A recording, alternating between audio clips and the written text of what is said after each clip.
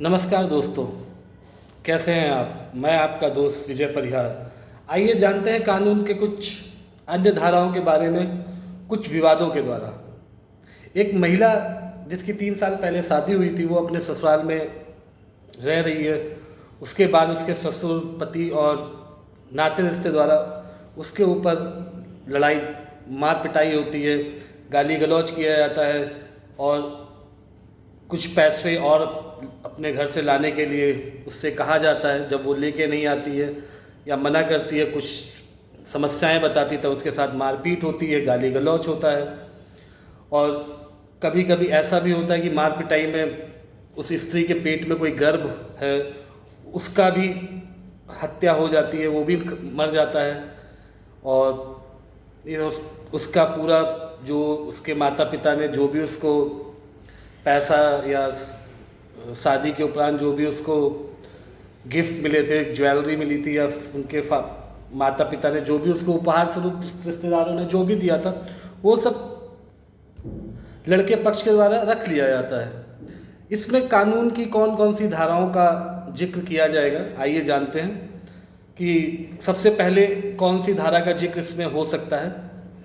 मार पिटाई होना पति द्वारा या नाते रिश्तेदारों पे, सबसे पहले भारतीय दंड संहिता 1960 की 498A का इसमें उपयोग किया जाएगा, जिसमें साफ तौर से कहा गया है पति या नाते रिश्ते द्वारा किसी स्त्री के प्रति क्रूरता, ये सम्मिलित होता है। क्रूरता मतलब कि आप उसे मार पिटाई करें, तो ये इस उसमें आता है। 498A में इसका विस्तृत वर्णन दिया गया है कि जो कोई भी स्त्री या पति का कोई नातेदार स्त्री के प्रति क्रूरता करेगा, तो वह कारावास जिसकी अवधि 3 वर्ष तक की होगी, उससे दंडित किया जाएगा और जुर्माने से भी दंडित किया जा सकता है। जानबूझकर आप ऐसा आचरण करते हैं जिससे आप स्त्री, जो आपकी पत्नी है, वो अगर आत्महत्या कर लेती है, तो उसके लिए आप आत्महत्या के उकसाने के तक के दंड से दंडित किए जा सकते हैं।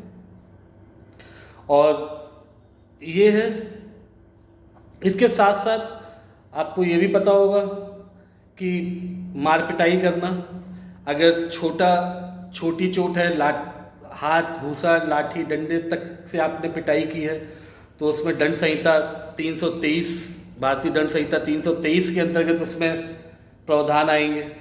अगर आपने कुछ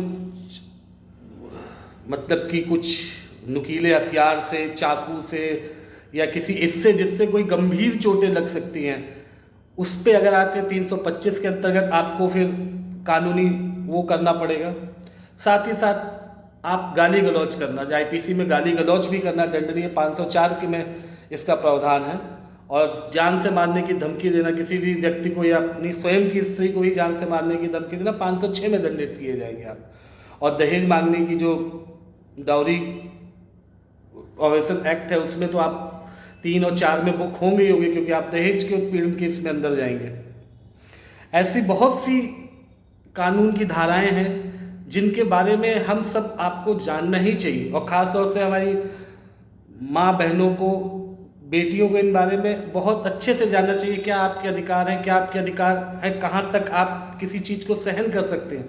कोई स्त्री शादी करके जब किसी पुरुष के दूसरे घर पे जाती है, उस घर को अपनाती है, वो अपनाती इस वजह से है कि उसका एक संसार वहाँ पे, उसको एक नया जीवन उस घर में बिताना होगा।